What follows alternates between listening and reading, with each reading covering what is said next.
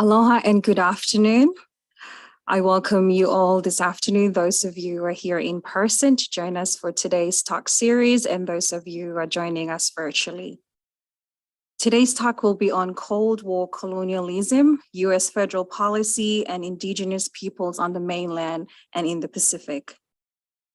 Please note that there will be question and answers after the talk. For our virtual attendees, please use the Q&A button at the bottom of the Zoom window to submit your questions throughout the talk. For our in-person attendees, you will need to speak into one of the mics in front of you.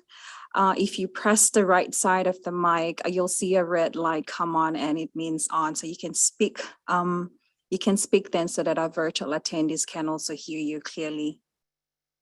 It is an honor for me this afternoon to introduce our speaker for today's talk series, Dr. David Beck.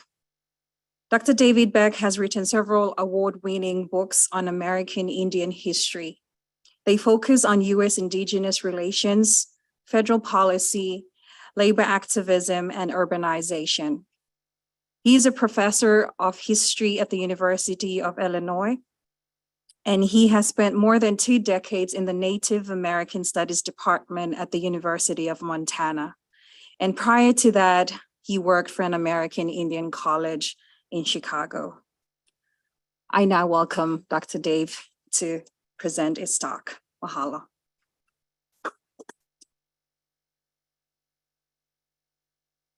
Thank you, Dr. Tabe, and thank you to the East-West Center and to Jamin Laupola for supporting me through my time here. I've been a visiting scholar here since the middle of last July, 6 months of it in residence here.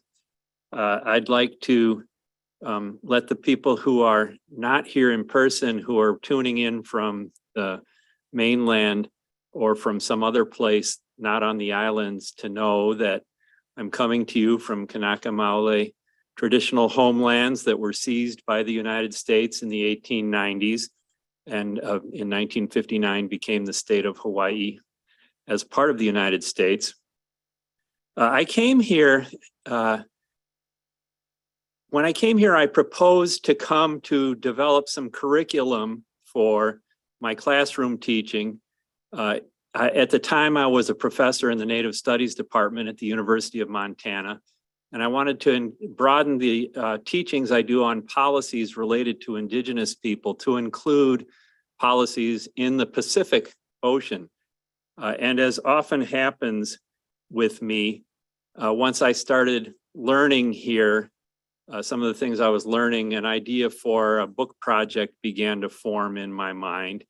If you could switch the slide, Jamin.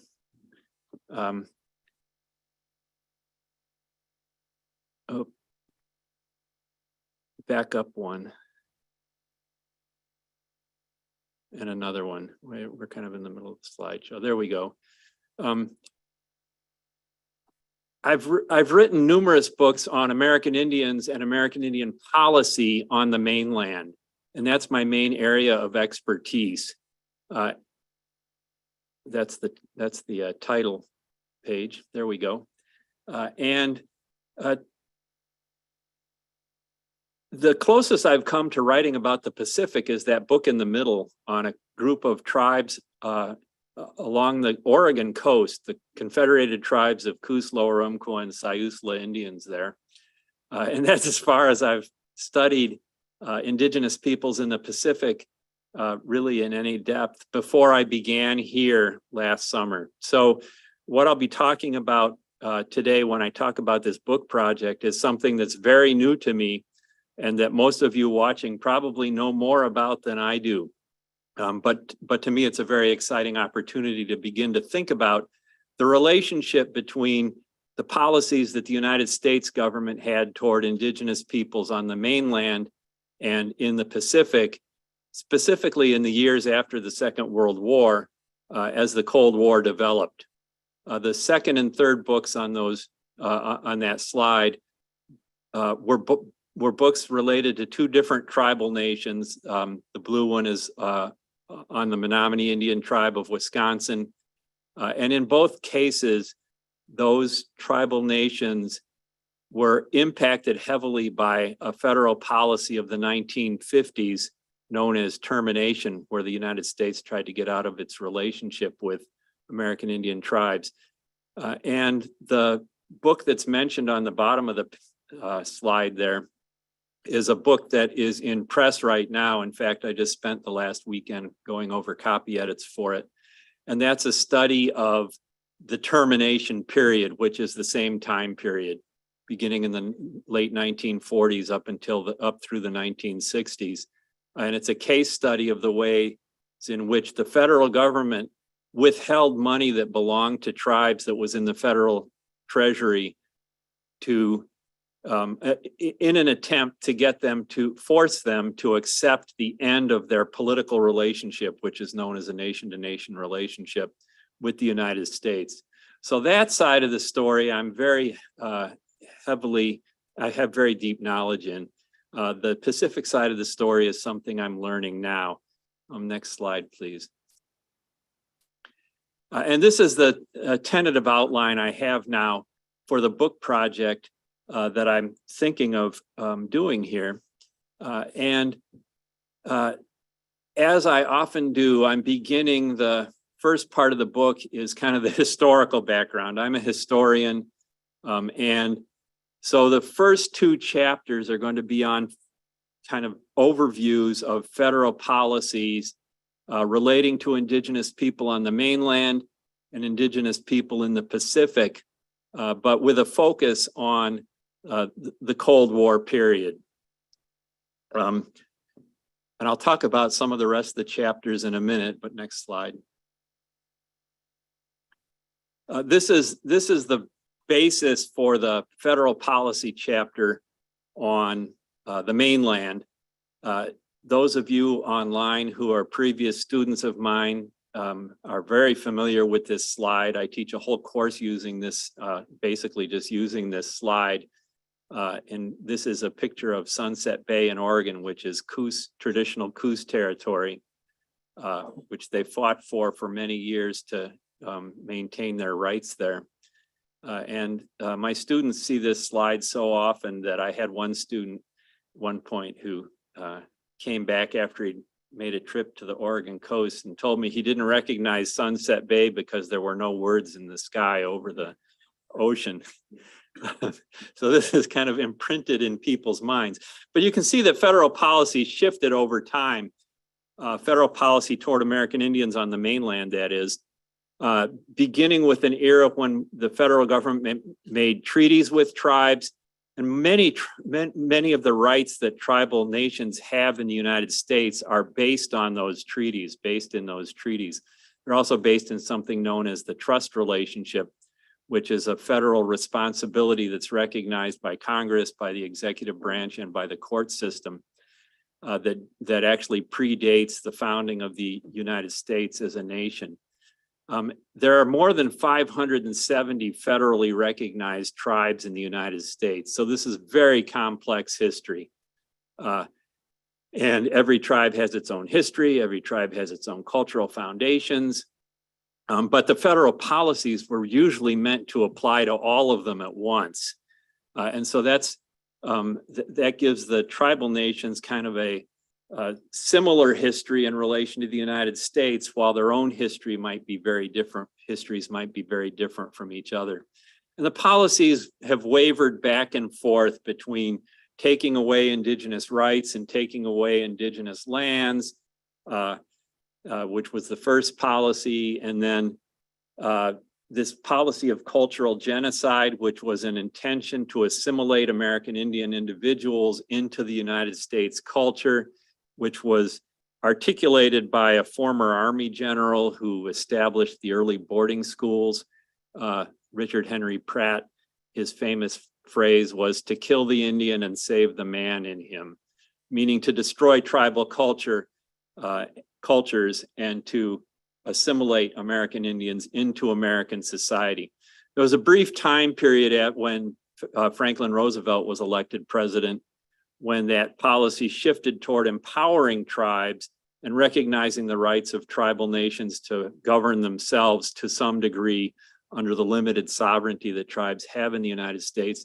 And after the Second World War, that was quickly shifted again into an effort to eliminate the relationship of tribes to the federal government. They have a political standing within federal government, and that almost went away in the 1940s and 50s and 60s.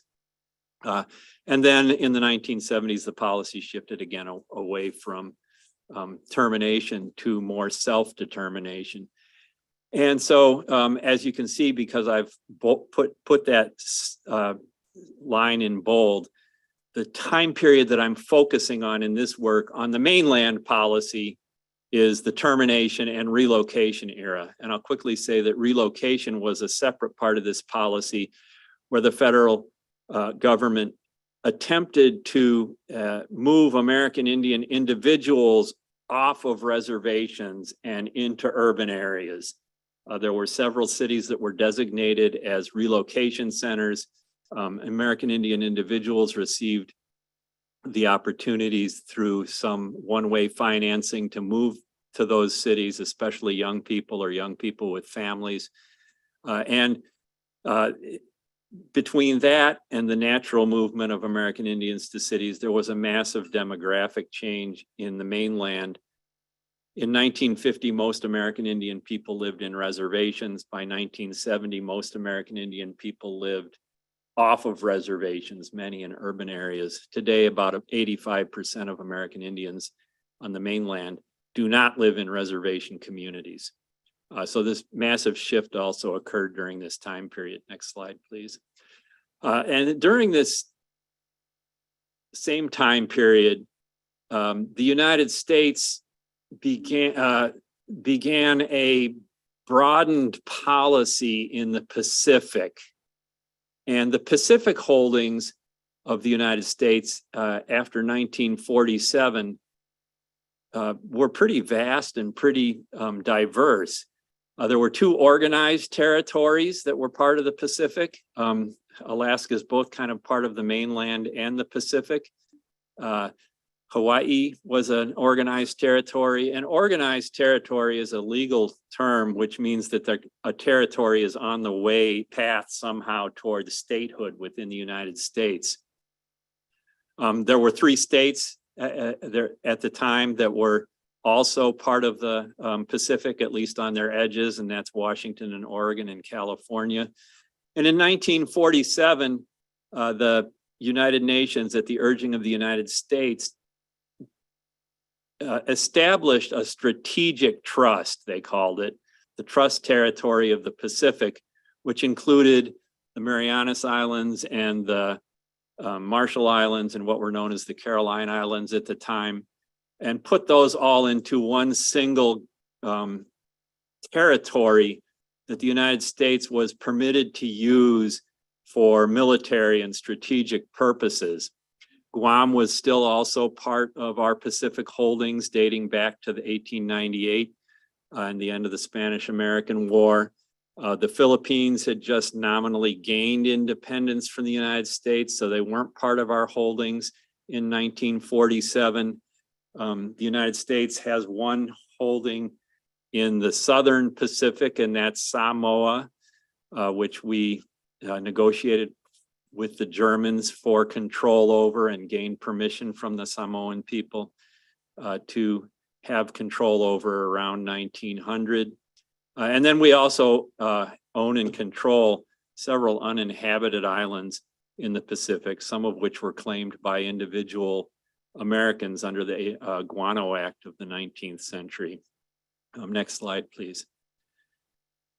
So to get back to the outline for my book then, after the after part one, which is the kind of policy chapters, I have 4 chapters that I'm right now thinking about focusing on as a way to understand how the United States interacted with indigenous peoples, both on the mainland and in the Pacific.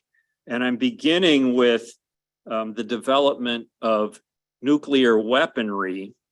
That has a lot of overlap between the mainland and the Pacific because it was Navajo or Dene miners who were mining uranium in the Southwest.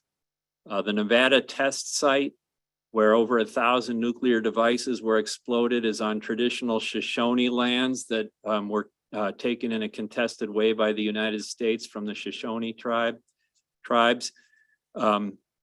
The Pacific was used as a testing site in the Marshall Islands. And so was Alaska, so were the Aleutian Islands in Alaska. There were several nuclear devices that were blown off in the Aleutian Islands that impacted the Aleut people there. And there was a proposed plan that I'll talk about here to use nuclear weapons to create a harbor in Alaska, actually in the Chukchi Sea in the Arctic Ocean, that was only 31.5 miles from an Inupiaq community there. The next chapter that I'm going to be writing about, at least as I'm thinking about it now, is on the displacement of people. And I'm thinking of displacement in a broad way here, in broad terms. Obviously, some people were removed from their lands. The people at Bikini Atoll and Eniwetok Atoll were removed from their lands so that the bombs could be exploded there. There were several tribal nations in the mainland whose lands were flooded when rivers were dammed up, either for agricultural reasons or for industrial reasons, who had been farmers in the lowlands there for thousands of years, who lost the best part of their lands and had to move off of those lands. The relocation policy that I mentioned is also a method of displacement. And there are a couple of other ways I'm thinking about displacement here as well. One is the loss of access to lands that, at least on the mainland, are referred to as the Aboriginal territories of indigenous nations, where they have retained rights to hunt and fish and gather, for example, in many cases. And in the Pacific, the loss of access to lands that people didn't actually live on but used to make a living, for example, with marine life, that were contaminated by radiation. Another factor in terms of displacement is the way in the Pacific, the United States legal system defined land rights that took lands away from communally controlled space, took them from being communally controlled spaces to fee patent land or individually owned land that could be bought and sold. And that was done by the court system in Samoa, for example. It was done when military bases were built. The military base on Kwajalein, for example, moved people to another island, the indigenous people who lived there to a nearby island. And the United States tried to purchase that land for a one-time payment while the indigenous people were hoping to lease it so that they could have a continual source of income from the land that they had lost. The next chapter that I'm looking at is on education and employment. Education was a major focus of U.S. policy toward indigenous peoples in both places, the mainland and the Pacific. The Trust Territory, after John Kennedy became president, the major focus of U.S. policy toward indigenous people there was an education policy to Americanize them, the Micronesian people, so that they would, at some point, when the United Nations, to back up just a second, when the United Nations established the Trust Territory, one of the U.S. responsibilities was to create an opportunity for the people in those territories to eventually become self-governing. And so what the United States wanted was to hold on to those places as strategic places so that when the Micronesian people in the various islands made the decision of what kind of independence they were going to have, the more they were Americanized, the U.S. view went, the more they would decide that they wanted to be to maintain a relationship with the United States and let the United States maintain its military and strategic holdings in those places. So I'm looking at those things. I'm looking at the idea of jurisdiction, customary law, traditional law versus U.S. law. To what extent were people in these various places that I'm studying retain some semblance of sovereignty? And then in the conclusion, I'm going to look at kind of this self-determination that comes after the time period that I'm talking about in these various slides. What I want to focus on for the rest of today's talk is a little bit on the development of nuclear weaponry. So if we could see the next slide. This slide is from a handbook that Stanford University created in 1948 for a school that they established to train Navy personnel to conduct their work in the trust territory of the Pacific Islands. And it outlines the trust territory there. It's kind of the darker spot in the map. And you can see that the trust territory is a large area. It's approximately the size of the 48 states on the mainland at the time in area, about 3 million square miles. But it's the land base is about 700 square miles in that territory, as Apele Haofo described it in his writings. He described it as our sea of islands. So that people from the islands think of all that territory in a very, very different way than American policymakers thought of that territory, which was just a big, vast ocean with little dots of land in it that were not interconnected. But it's a vast territory with more than 2,000 islands in it, about 100 of which are occupied islands. And if we could go to the next slide now. In one section of that place, the Marshall Islands, is where the United States began its nuclear testing after the first bombs that it had tried during the war and prior to the war that it had used in Japan and that it had blown off before that. The two atolls there, kind of in the upper left-hand corner of the map, Bikini and Eniwetok, are the two places where we did our nuclear testing. Where the red arrows are, kind of to the right of that, are places where people were moved from those islands to other places for what they thought were temporary, but what turned out to be permanent change in location where they could live. There were 66 of these bombs that were detonated between 1946 and 1958 here.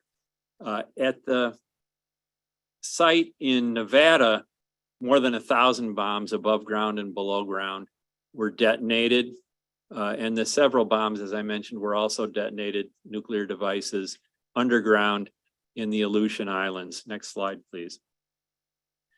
And it all began in 1946 when the Navy asked the Bikini Islanders if they could use their islands.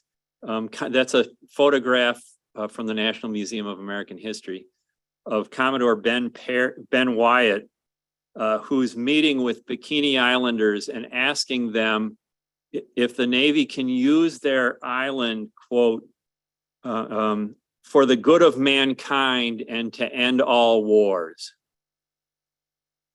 And said that they would be testing bombs there and that when they were done that the Bikini Islanders could move back. And the Bikini Islanders thought they would be moving back after that occurred. If we could go to the next slide again. And so this is the first bomb, a well-known picture. It was dropped in the air. It was exploded in the air, and the idea was to test what would happen to the ships that the Navy parked in or moored in the harbor there. And it turned out to be obviously very destructive with the fallout that occurred, the radiation fallout. And it also ended up moving the Bikini Islanders off of their land into other places. And they were moved several times during this, the first few years after this, after they were moved off their island. They were first moved to Rongerik. And then they were almost immediately moved again because they didn't have enough food where they were moved. They, in fact, were in a position where they were basically starving to death. Their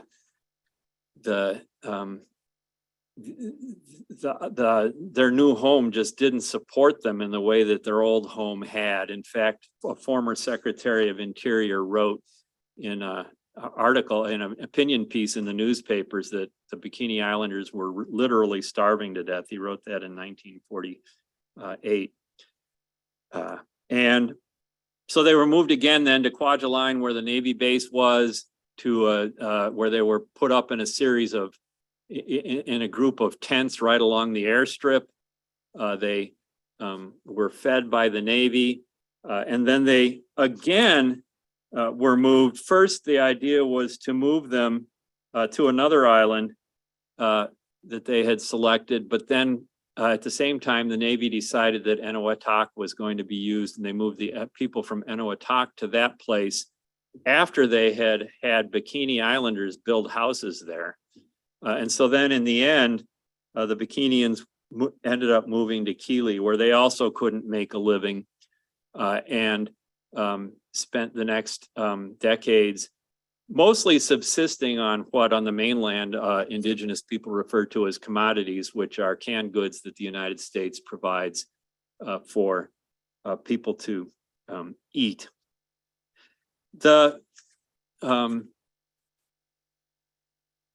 testing continued with even bigger tests. In 1954, we decided to test hydrogen bomb there, and in a test known as Castle Bravo, which took place at Bikini, the Atomic Energy Commission believed that it was going to be a bomb that was a 6 kiloton bomb, which was much, much bigger than the megaton bombs that had been tried before. And when they exploded it, it turned out to be a 15 kiloton bomb. So it was 2.5 times as big as they thought it was going to be. And they were prepared, and the Navy was prepared to protect their people from the fallout. They were wearing hazard suits and they were in locked rooms and everything, but they didn't tell people on the nearby, the indigenous people on the nearby islands, that they were even conducting the test. And the wind went a different direction than the Atomic Energy Commission thought it was going to, although it did go in the direction that the Weather Service predicted that it would. And within hours, children on those islands were eating food that had been coated in nuclear radiation. It took 3 or 4 days before people were actually evacuated from the island and taken to hospitals.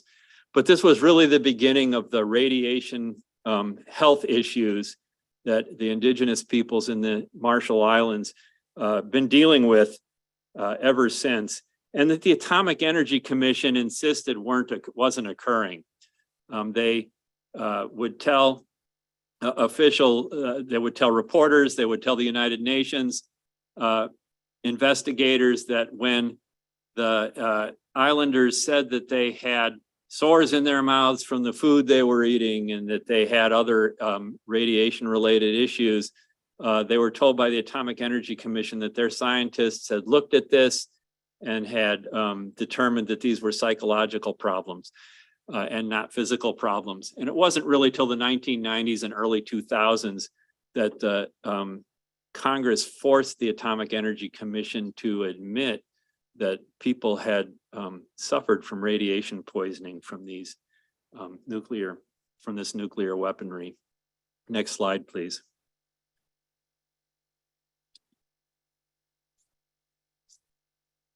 So I'm going to shift a little bit now and talk about what happened in Alaska.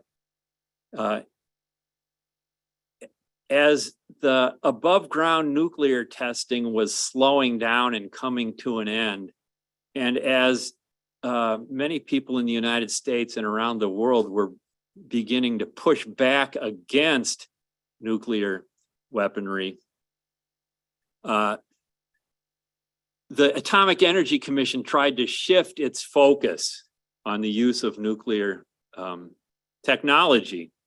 In 1953, President Eisenhower had made his famous speech that's known as the Atoms for Peace speech before the United Nations.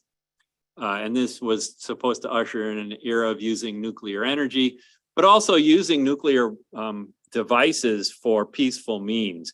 One of the first things that the Atomic Energy Commission and Edward Teller, who's known as the father of the atomic bomb, wanted to do was to use this to create canals. And they thought it would be nice to create a new Panama Canal or some kind of canal between the Atlantic and the Pacific down in that region using nuclear devices. And they said that they realized that if they did that without testing it in the United States, that world opinion would be against them. So they were looking for a place in the United States to try this out. And they selected this place on the Chukchi Sea near Point Hope, which was an indigenous and Inupiaq community, a place called Cape Thompson. And if you could go to the next slide now, you'll see the plan for it. So the idea was to lay anywhere. They changed their plans a few times. Anywhere between 4 and 6 nuclear devices underground, and to detonate them all at once. And the idea was, as the Earth went flying up into the atmosphere, the ocean would come rushing in and create this harbor that was wide enough for ships to get in and large enough for them to turn around in. And one of the problems they had was trying to convince Alaskans that this was a good idea. And so Edward Teller went on a PR tour in 1958. Alaska was still a territory then. This is right before statehood that they're doing this. And he went to the major cities and met with political leaders, and he met with reporters, and he did a good job of convincing them that this was going to be a great boon to economic development in Alaska. He said there were coal fields nearby, that that a railroad could be built from. Didn't mention that they were on the other side of a mountain and hundreds of miles across tundra. And he didn't recognize that the sea up there was closed about 10 months a year because of ice. And his response to that was, well, we'll just build big holding facilities and we'll pile up the coal and then we'll ship it out in the summer. When he was asked what would happen to the indigenous people, the Inupiaq people who used that land for that specific place where they were going to do the harbor, Ogotora Creek, for hunting their caribou, which was their main land-based food source, and gathering thousands of eggs a year from the cliffs where the seabirds had their nests for food. He said, well, they can become coal miners. So he was thinking of moving them into a totally different way of life.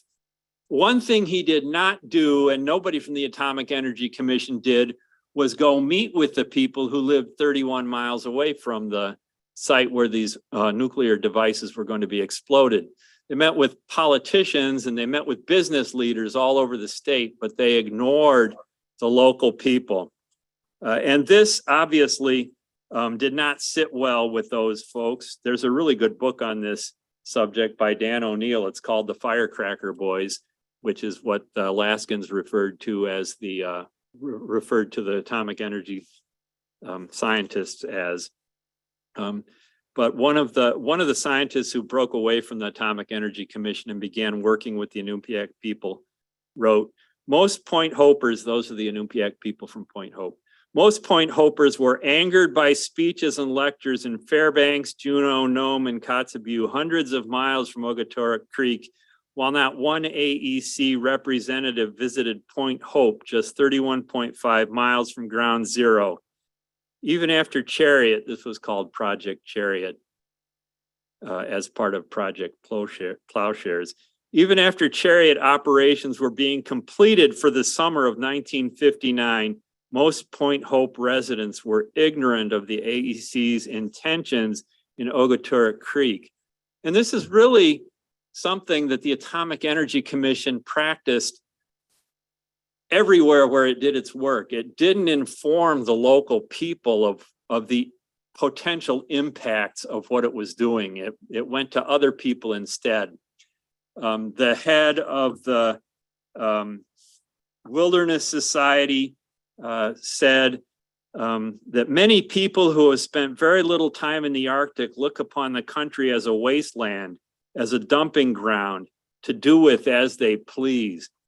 And that's really the way a lot of indigenous lands and a lot of Western lands on the mainland as well have been viewed since World War II as sacrifice zones, as it's called in the field of environmental studies, environmental sciences, as sacrifice zones that where the good of the nation, in this case, the United States, is put ahead of the good of the people who live in those places. And in defining those as sacrifice zones, they generally define those places as barren. If you read about the ways that federal officials described the trust territory of the Pacific, they described them in the 1940s and 50s as barren, sandy spits of land where people can barely eke out a living. The same way they described American Indian lands on the mainland and other lands belonging to indigenous people in Alaska, for example. So this idea of defining it as a wasteland is something that was practice of the Atomic Energy Commission. There's a really good book about the Navajo and uranium mining by Tracy Broyles. It's called Wastelanding. That delves into the kind of the basis of this term. 10 years later, so eventually the people from Point Hope were successful in keeping the Atomic Energy Commission from carrying out this project. And they saved their homeland. All that's left there now is the kind of skeletons of the buildings that they built there when they had done the initial planning. And a lot of the equipment that they had brought in is kind of rusting there at the creek, but they can still hunt caribou there. They can still gather their eggs there. So they were successful in fighting that off. But about 10 years later, on one of the Aleutian Islands in Alaska, the Atomic Energy Commission decided to test underground nuclear weapons. And they set off several devices there without informing the Aleut people that they were doing this. And it was in an uninhabited island, but it was an island where people in the surrounding islands gathered fish, gathered seals for their foods, for example, salmon, crabs, and those all became poisoned by radiation. One of the things in the Project Chariot back in the 1950s up at Cape Thompson and Point Hope, one of the things that the Atomic Energy Commissioners had said was that, and Teller said this over and over, that there would be a negligible release of radiation if that explosion that you see in the picture was actually carried out, that it would be far less than you would get going to the dentist and having your teeth x-rayed. Scientists looked at that, and these were a couple of scientists who actually, because they didn't side with the Atomic Energy Commission, lost their positions at the University of Alaska in Fairbanks. But one of the things they found was that the negligible release of radiation actually would amount to, if you move forward and look at a couple of nuclear accidents that have happened, the accident in Chernobyl, for example, the amount of radiation that would have been released had this occurred was somewhere between 314 and 675 times the amount that was released at Chernobyl. If you look at the accident we had on the mainland in the United States at 3 Mile Island, this would have released approximately 1 million times the amount of radiation as had occurred there. Next slide, please. So as I mentioned, I'm looking at this, both the nuclear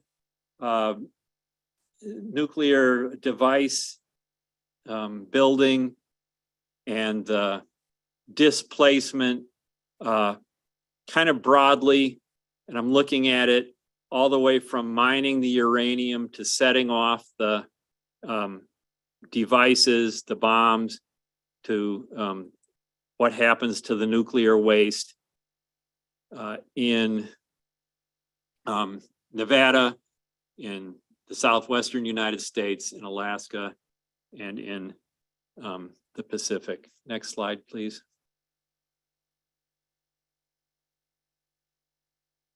This slide just shows a little bit what I'm talking about in terms of displacement. The United Nations did studies that I've been reading during all the way from 1953 into the 1970s on the Pacific. The maps on the right-hand side just show the impact of the flooding on one of the reservations in North Dakota, the 3 affiliated tribes at Fort Berthold, how much of their bottomlands were lost. They were a tribal nation that for thousands of years had farmed in that land, and their homeland was a place where people from all across the country came to trade. It was the trading center of the Northern Plains in what's now the United States. All that was destroyed when people were displaced there. Next slide, please. So this is obviously a very complicated history that I'm just beginning to learn about. I've got a long way to go in terms of that. One of the things I want to compare is the similarities and differences in federal policies on the mainland and in the Pacific. And some of those policies that are applied in the Pacific are very similar to policies that were applied a couple of generations earlier on the mainland toward Indigenous people. So it's not necessarily a policy that occurs at the same time. There are some major differences. For example, the Pacific, a lot of our Pacific holdings are based on the idea of strategic military holdings, while on the United States, the acquisition of indigenous lands were to build a nation and economy. But there's a very big difference between the goals of indigenous people and the goals of the United States. The United States has military or economic goals for the most part. Indigenous people want to maintain a place in their homelands. They want to be able to have some control, a good amount of control over their lives, their cultures, their politics, and their own economies. I'm just going to finish with a couple of quotes here that give you an idea of the ways I'm thinking about how people are thinking about these issues. One is from a man named Floyd Montclair from the 3 affiliated tribes in North Dakota, who I just mentioned from the previous slide. And he's talking about the United States flooding their lands in the proposed dam that became the Garrison Dam that created the second largest man-made lake in the world, Lake Sacagawea. He said, whenever the Indian office want to do something, they generally do it regardless of what the Indians say. Another quote comes from farther east in the United States and the Seneca Nation of Indians in New York, whose land was also flooded. A man named DeForest Billy from the Senecas is talking about what would happen when their lands were flooded by the dam. In the final analysis, the whole structure of our existing society will be undermined. And the final quote I'd like to give is from Carl Heine, who was from the Marshall Islands and who always referred to himself as Micronesian. And he said in 1974, "To Micronesians, alien rule is humiliating." So I'll leave it there and thank you for listening to me and open it up to questions.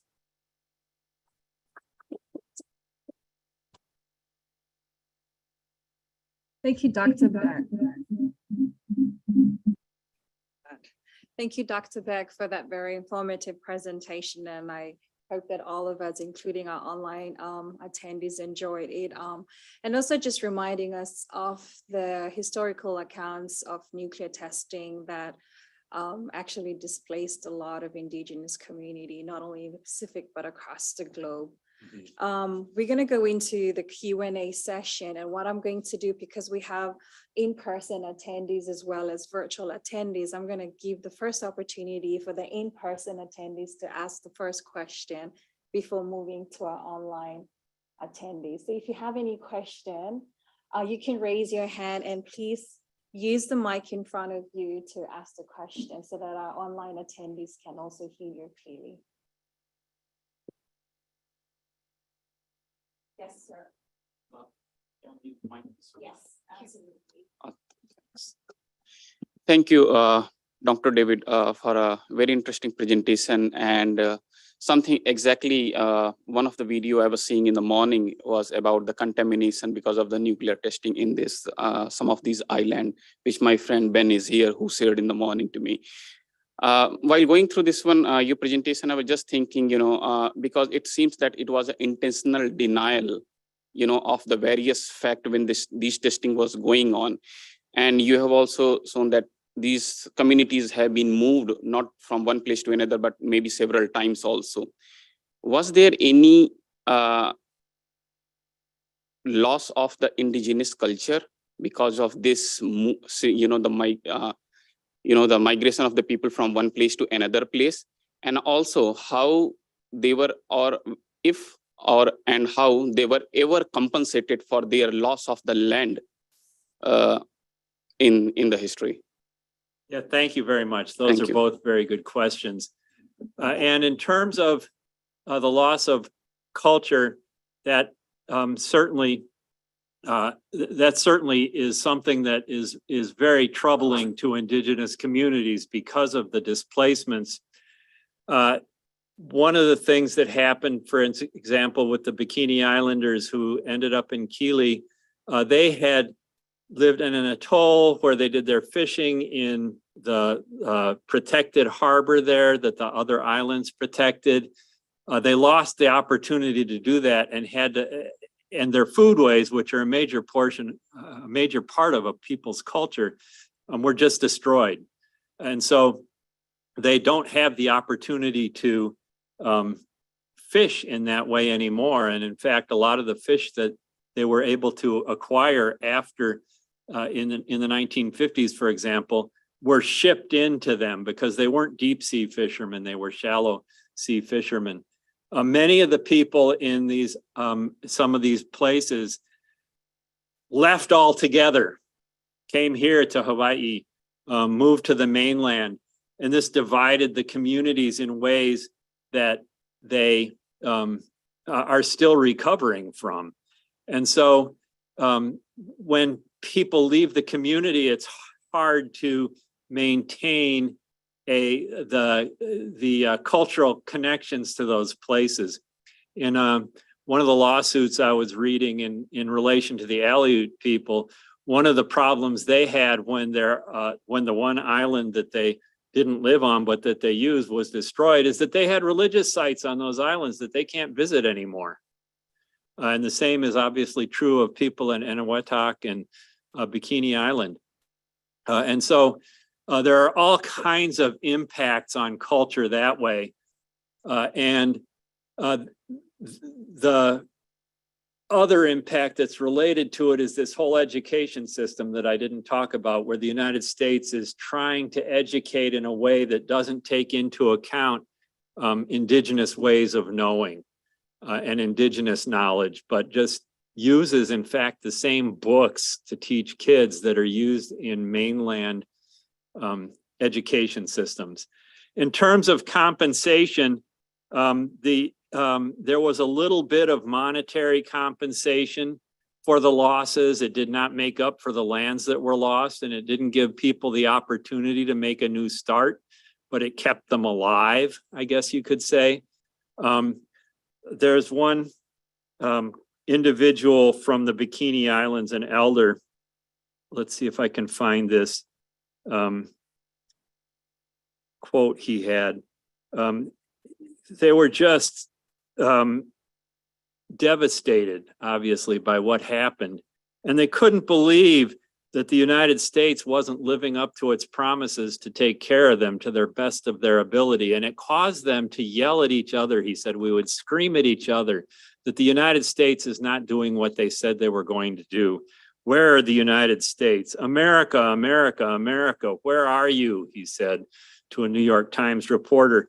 And he also said, we've learned to dry our tears of sorrow with dollar bills. But money never takes the place of bikini. So even the modest compensation that was provided, they didn't view as making up for the cultural loss and the loss of their home. Thank you. I'm gonna ask a question from our virtual attendees. A lot of your work focuses on Indigenous people. And so the question asks, what are some of the successful examples of Indigenous self-governance models that can inform, but also serve as inspiration to other Indigenous communities? That's a really good question. In fact, I'm teaching a course in the fall that I've taught before and most of it will be on, it's on Indigenous North America. And the second half of the course looks specifically at case studies of successful efforts by Indigenous peoples in Mexico, Canada, and the United States, the three North American countries. It's successful case studies of ways that they have developed governing systems, either to a large extent or to a small extent, or ways that they have regained access to their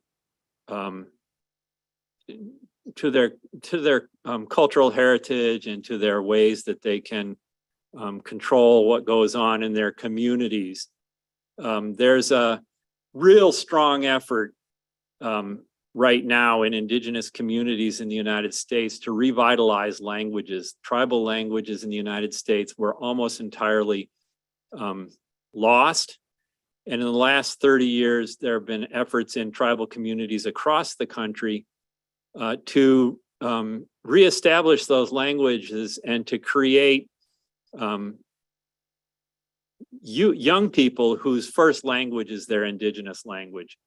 And the model in the United States that everybody looks to is the model here in Hawaii. And the Hawaiians looked at originally at the model in New Zealand that the Maori people used.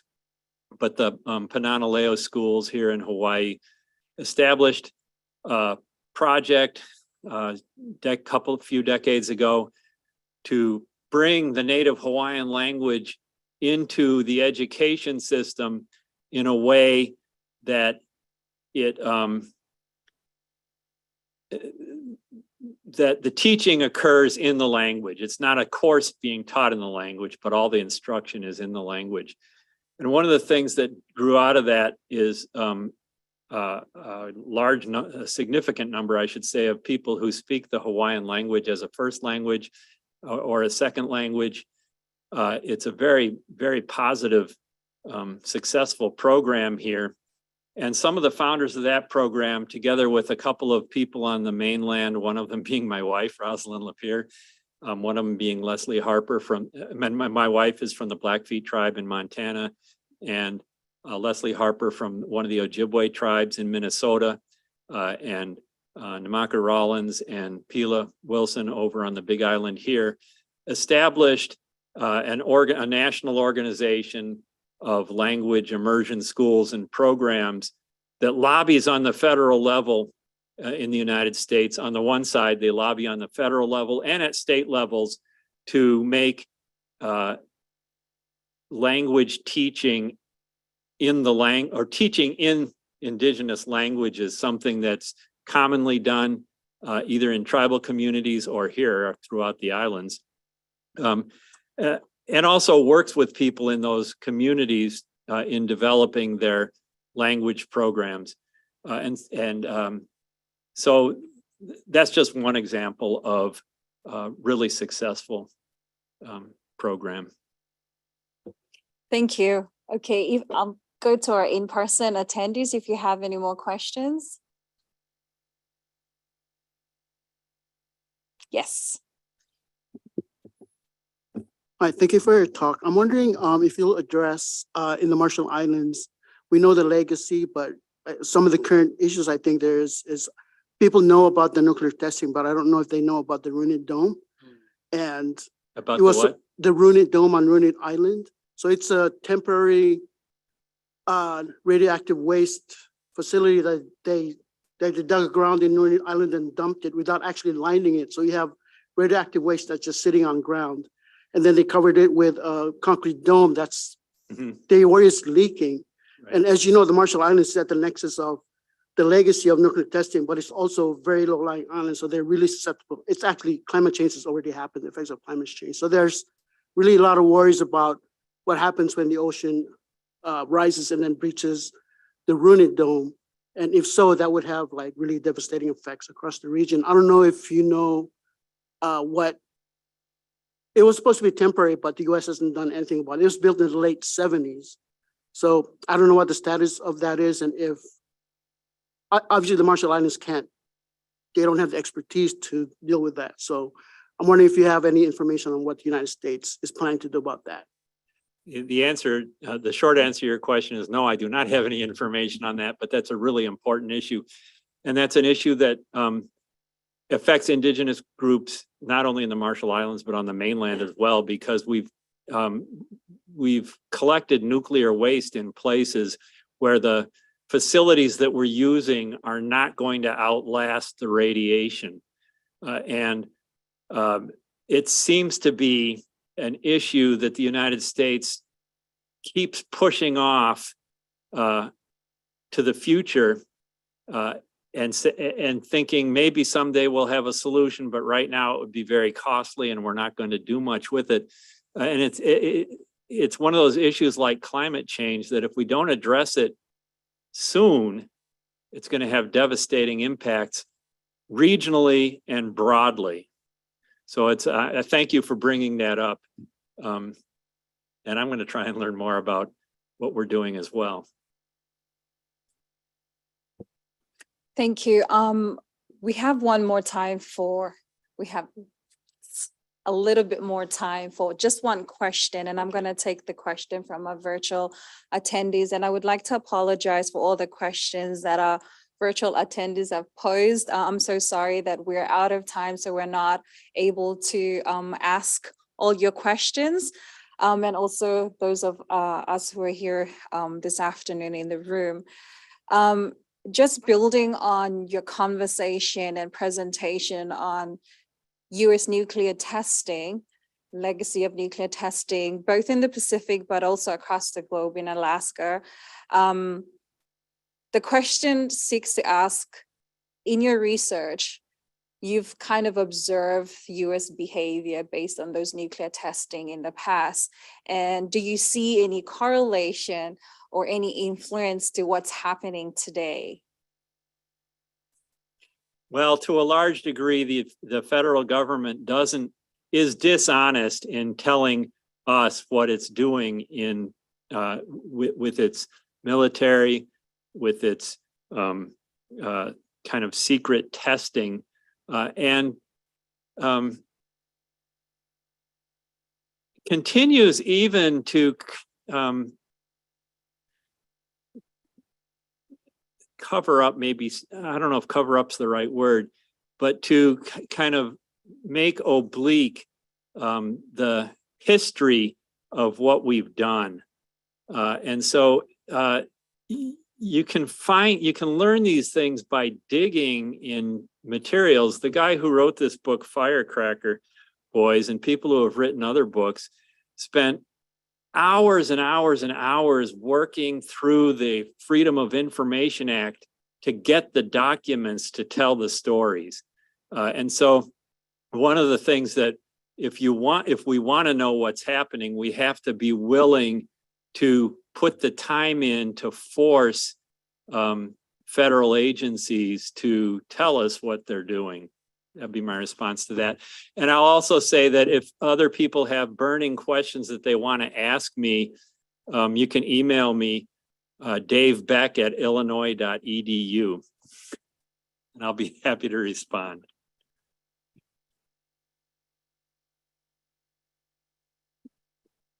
Thank you very much, Dr. Beck, for that presentation. And we apologize for all the questions that were posed online, and perhaps our in-person attendees also have some questions, but we're not able to explore them due to time. So thank you so much for that. And as Dr. Beck indicated, if you have any burning questions or any work, any research, any curiosity in line with what he presented today, please contact him directly. I think he's given his email address.